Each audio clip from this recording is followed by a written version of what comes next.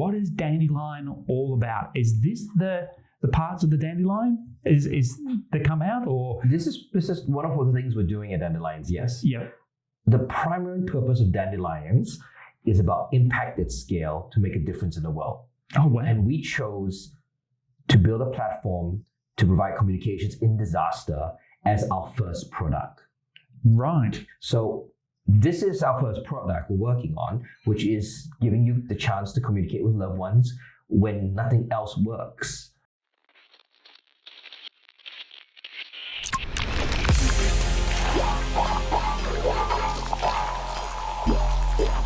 So what is this? It's a way to shave your head. What is it? What does it do? What is it? It looks, to me, it looks like an oversized fan. It's not an oversized fan, I can tell you, because it doesn't have the same sort of structure and it's very lightweight. So what is it? Well, okay, so we call this a gyro chute, right? Okay. And the way think of it, the best way to think of it is imagine like your ceiling fan is spinning, Yeah. and it disconnects and starts falling. Okay. And instead of falling hard and hitting you on the head and being hurting, it's actually designed to slow down. Yep. So as it falls through the sky, it spins, and the more it spins, it actually slows down. So for the technically inclined, we use an effect called auto rotation, which is the same method as a helicopter does their emergency landing to slow down. Normal flight for a helicopter involves the rotation of blades with the blades angled to produce a downward force, in this case, air. When a helicopter is on the ground, the angle of attack is level, meaning no lift is produced. Once the pilot decides to depart or take off, then the angle of attack of the blades is changed to start producing lift. It is this lift which overrides the overall weight of the helicopter and any cargo or passengers to begin to rise off the ground.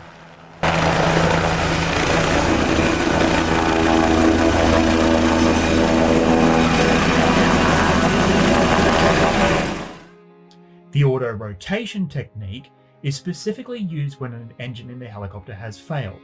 The pilot will quickly disengage the main rotor, using the cyclic to change the angle of the rotors. Rather than forcing air through the blades to overcome the weight of the aircraft, the angle of attack is changed. The blades are still producing lift, but is more similar to an aircraft wing, allowing the helicopter to glide as it descends. This is a fine balancing act performed by the pilot as the helicopter descends, ensuring the blades are kept at the correct angle of attack to produce enough lift whilst an emergency landing location is found. When landing, the kinetic energy stored in the rotating blades and the forward movement of the aircraft are used to decrease the rate of descent to allow for a soft landing. And this allows us to actually drop equipment into very difficult environments such as disasters, difficult weather, and if the ground's on fire, we can get things in there. Okay, so what sort of things are you talking about dropping in? What's the capacity of getting equipment in there? First, I would drop you, say, maybe your ex-girlfriend's ego.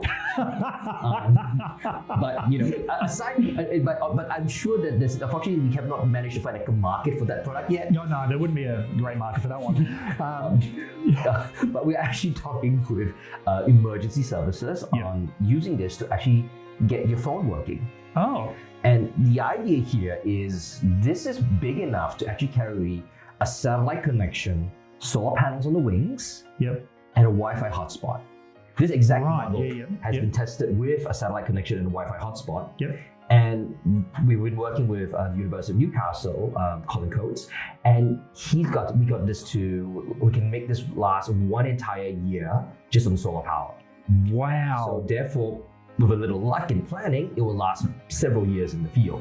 What's the intent of using this though? Is it for immediately I go to, you could use this in a disaster management scenario. You could where all the mobile phone towers are out, everything is out, and you're actually able to establish a signal. Is that what it's intended for? Exactly. So the way I tell the story is imagine you and your family goes out to the country for a holiday or some other city or town that you're not familiar with. Mm-hmm.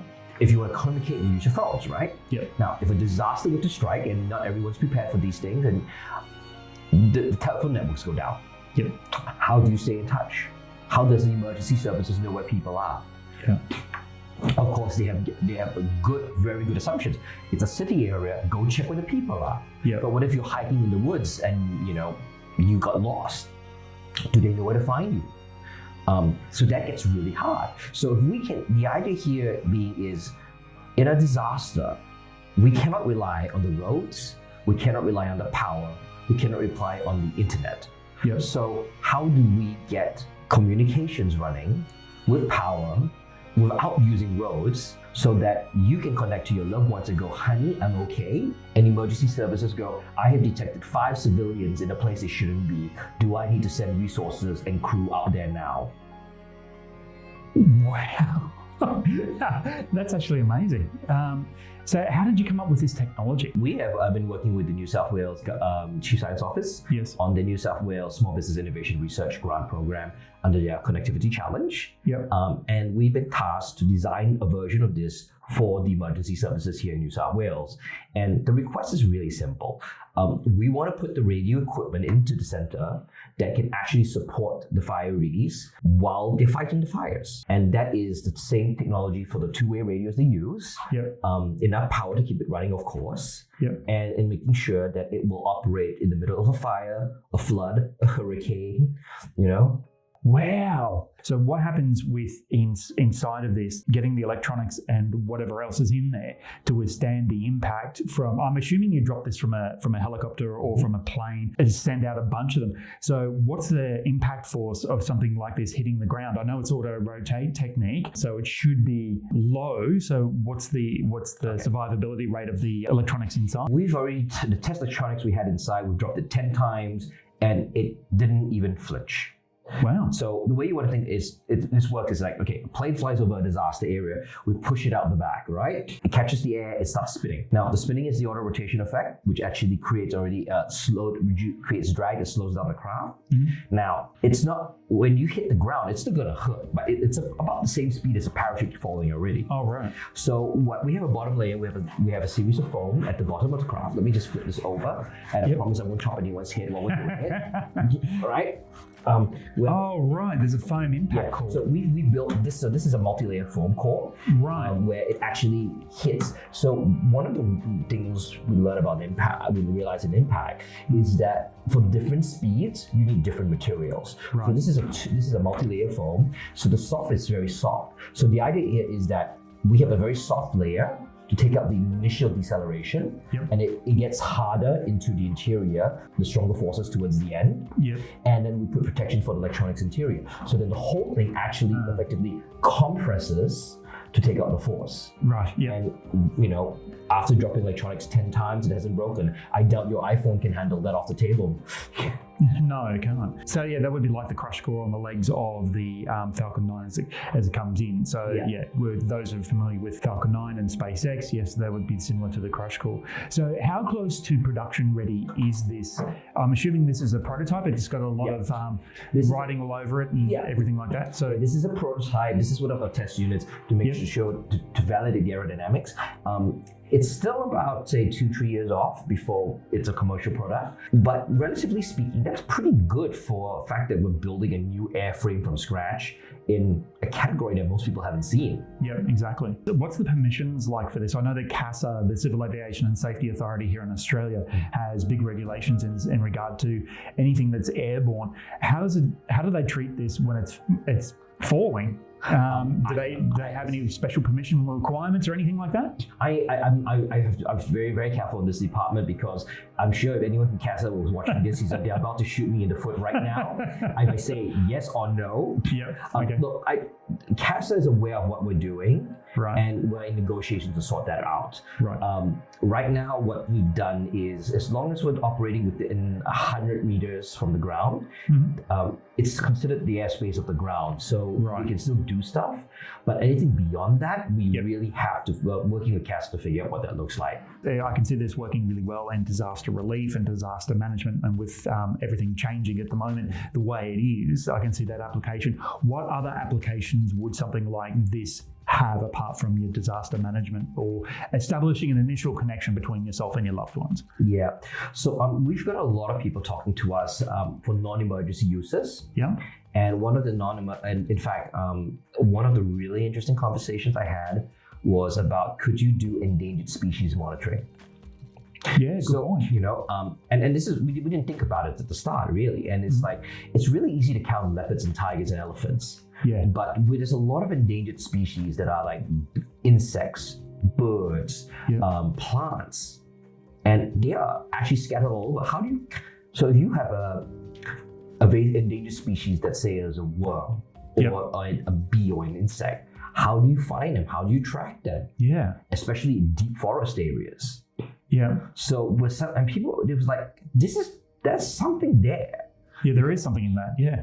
And right now, like from a commercial perspective, the answer is there are plants and animals that destroy agriculture and farmland. So being able to track and manage that is really important. And in reverse, for an endangered species, is that you want these creatures to come back to protect the ecosystem they're in. Yeah, correct.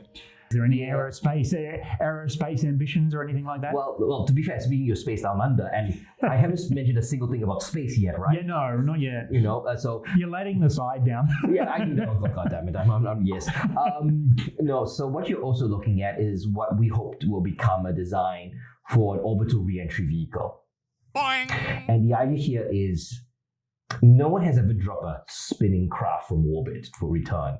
And we think there's some unique properties that allow us to basically get stuff back from space. So if you think SpaceX Starship is the 40-foot shipping container, what is the equivalent for the FedEx overnight shipping?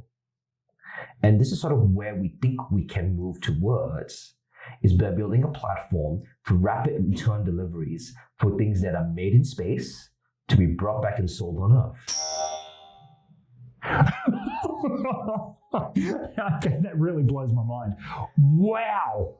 Holy moly. So you would actually, rapid return, and that's the thing, is that there is, it's too many questions all at once. So the vision for this would be to rapidly return something. So then initially it would be rapidly returning from the International Space Station, because it's the first orbital platform that's up there. So that would be returning what exactly? Would it be something like their experiments? What would it be? Right now we're looking at experiments that people can do. So let's say you're doing a biological experiment in space and you have a sample and you've got to get it back to Earth in the next 48 hours in order to extract value out of it, for example. This suddenly becomes very useful versus waiting for the astronaut rotation and swap. How would this be different from the current return from orbit that they've got at the moment? Because I'm noticing that the blades are quite large. Would this be able to be disassembled and made into a compact form so they could take it up, take less space? And two, how is this different from what Sierra Nevada is proposing, which is their wingless vehicle that's entry vehicle that's coming online? I think it's later this year or early next. So how does this differentiate, or even SpaceX's Cargo Dragon or Crew Dragon or anything like that? How does this differentiate from everything that's already there? Okay, really simple. All of them are the big end of town. They want to move a lot of heavy things up and down. I'm trying to focus on like sub 10 kilos, right? Like there are products that are really valuable, but they're time sensitive. Think about it. Like one of the things we use FedEx, like the entire overnight express shipping, was to actually send documents that need to be signed. Very small, very lightweight, but very valuable things, right? Yes. You got $1 million contract on 5 sheets of paper. That 5 sheets of paper is worth $1 million. Yes. You do not screw that up. So there will be equivalents for things like that in space. And if you go redo the research, people talking about organ manufacturing, fiber optics manufacturing, microchip manufacturing, and all sorts of other things. And like this is a crazy business case. It's not going to be something that happens tomorrow. So let's say you can make kidneys in space, right? Because gravity, microgravity, you can actually build these large complex structures and let the cells fuse first. A kidney weighs about 25 grams and is worth about $250,000 USD on the black market. So I gotcha. So if I said a kilo of kidneys back to Earth. It's $16 million.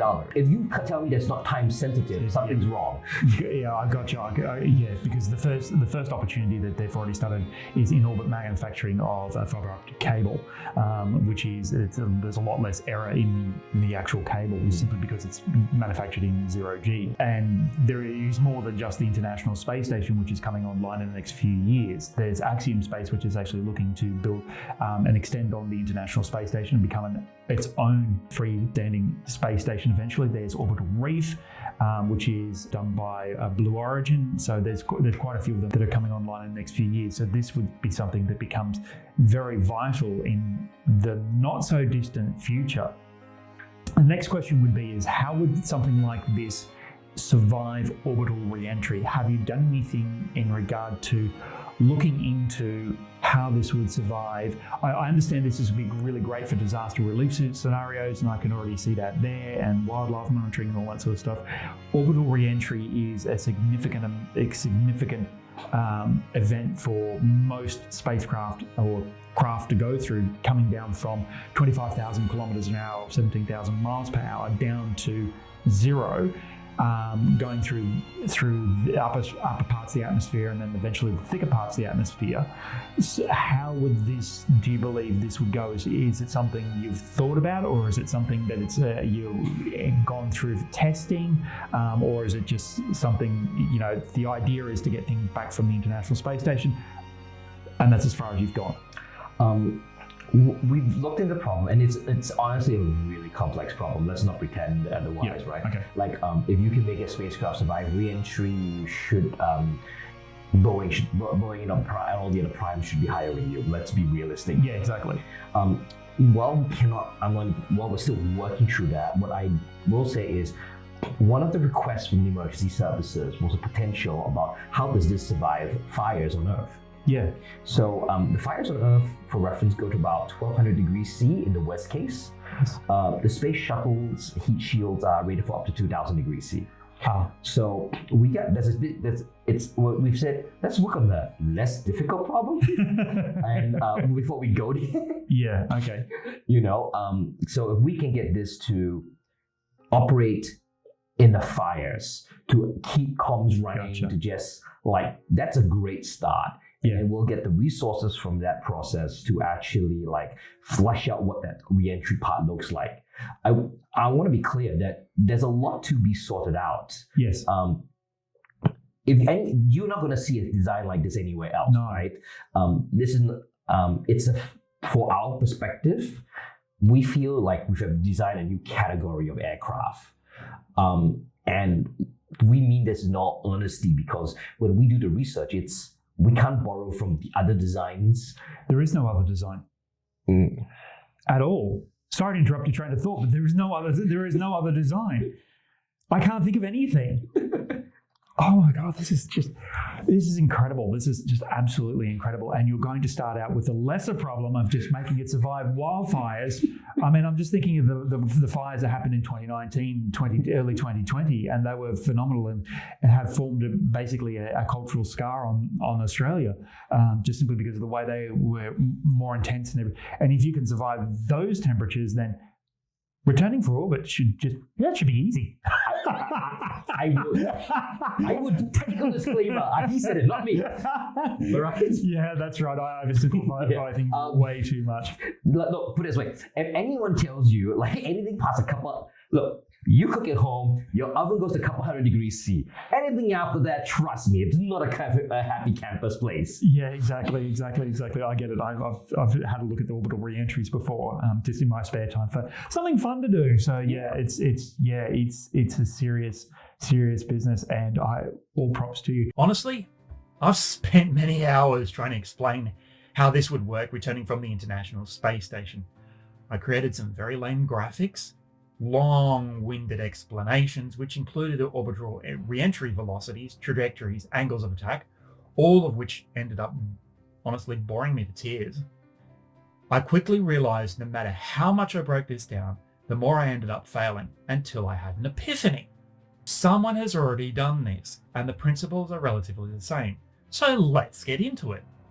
When descending from the International Space Station, Orbital entry velocity is approximately 7.8 kilometers a second, or roughly 28,000 kilometers an hour, or 17,000 miles per hour. When a bullet is fired, it leaves the muzzle at around a velocity of about 3,000 kilometers per hour, or around 2,700 feet per second. Now, this is important because we'll be coming back to this in a second. In order to descend from the ISS, a small propulsion and reaction control system is required to slow down the velocity of the craft for the re-entry of around 1.5 degrees to fall within a targeted landing area. A heat shield is also required, allowing the vehicle to descend to less than that of a speeding bullet, or around 3,000 kilometers an hour. Remember how I said that this was important? In the case of Dandelion's descent vehicle, a lightweight ablative shield can be used to protect the vehicle during the high descent velocity while slowing down the vehicle through the atmosphere. Once it reaches below 3,000 kilometers an hour, or the speed of a bullet, the blades can start to be deployed. Now this is where it gets interesting. Returning something to Earth already traveling faster than a speeding bullet has already been done, and it was completed in June 2004 by Burt Rutan by a company called Scale Composites with Spaceship One. Burt Rutan discovered simply rotating the wings or feathering provides high drag coefficient, high angle of attack, and high stability supersonically. This design has since gone on to become the design of Virgin Galactic's spaceships. Using principles similar to what Burt Rutan has already achieved, the Dandelion vehicle becomes like a shuttlecock. A shuttlecock always presents the heavy end towards the direction of travel. In this case, though, the angle would need to be maintained by the small propulsion system until there's sufficient atmospheric pressure and drag. For ease of understanding, this is generally below the Kármán line, or 100 kilometers. From this point onwards, the vehicle begins to slow down, allowing for the deployment of the blades to start the shuttlecock effect. This shuttlecock effect has the proven high drag coefficient and high angle of attack and high stability supersonically. Once the vehicle is below 80 meters a second, that's roughly where parachutes deploy on other vehicles, then the blades would fully extend, allowing the Dandelion's vehicle to control its descent, angling the blades to begin to take advantage of the auto-rotation technique. This is all quite wildly theoretical, and I've used what I know about orbital descent to reach these conclusions, but it does sound almost achievable without too much additional weight to the vehicle.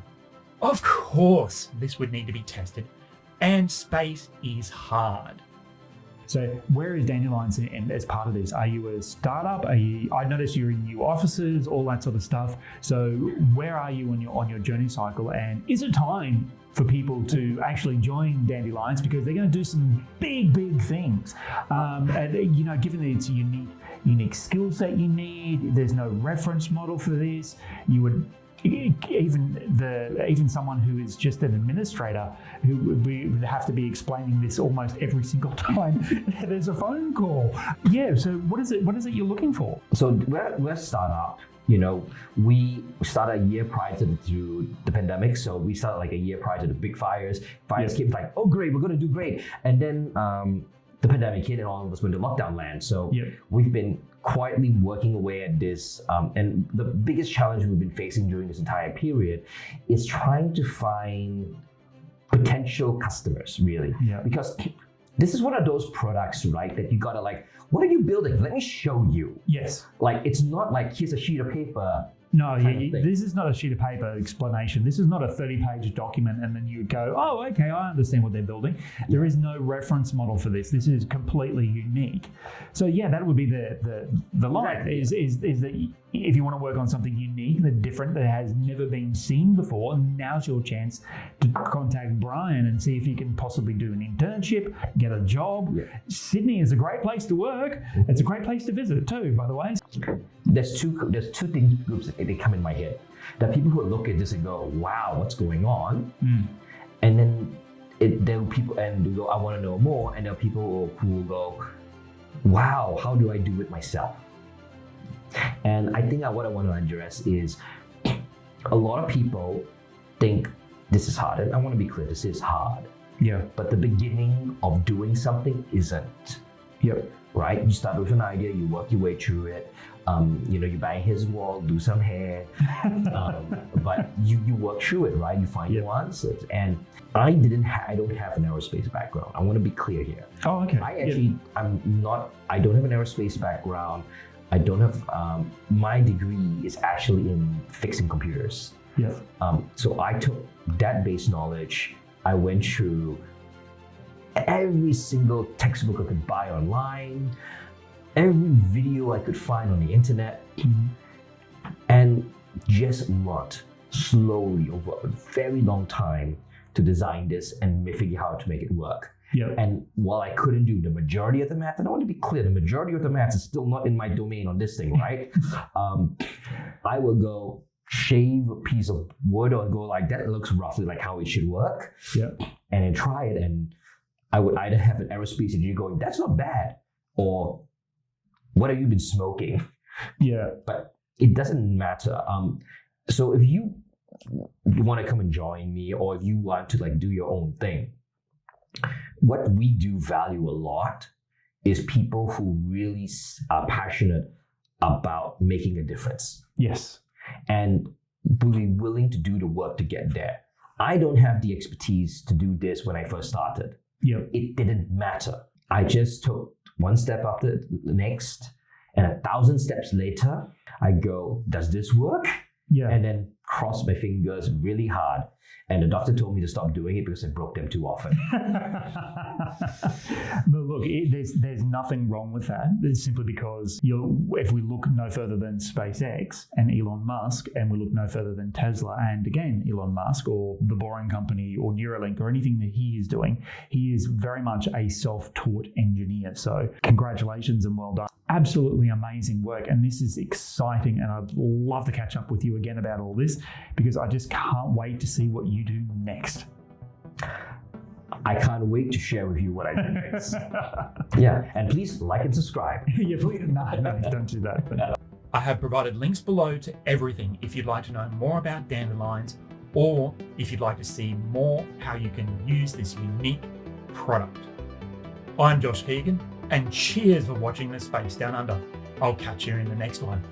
Until then, Cobber, stay caffeinated. Jason is the gold standard of how relaxed you can be during an interview. We're doing it in your bathrobe. So like, the richer they are, the more the attire drops. Yeah, that's right. Now, I know Jason is not actually at that category, but he's clearly in the headspace.